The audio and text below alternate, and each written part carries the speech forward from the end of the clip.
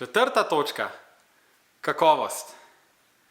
Zdi se mi, da imamo kot ljudje podzavestno nekako zacementirano, da je pa zidana hiša tista ta prava, da je to najbolj kvaliteten način gradnje. In jaz mislim, da je to tudi res.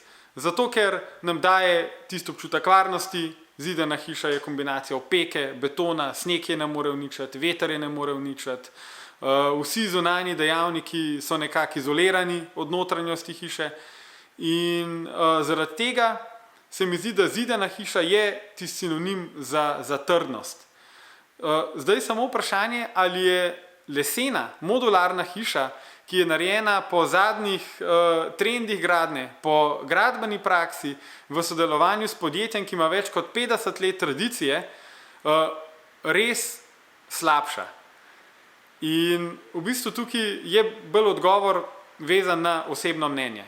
Tako, kot sem rekel, zidana hiša predstavlja varnost, predstavlja res tisto robustnost, medtem ko lesena hiša sigurno predstavlja večjo kvaliteto samega bivanja znotraj hiše, ker les je material, ki diha, ki pač je naraven, ki živi v bistvu skupaj z ljudmi, ki so noter v prostoru. In največ pomislekov se v tem primeru v resnici pojavi pri trajnosti. Se pravi, ali lesena hiša zdrži toliko časa kot zidana betonska hiša.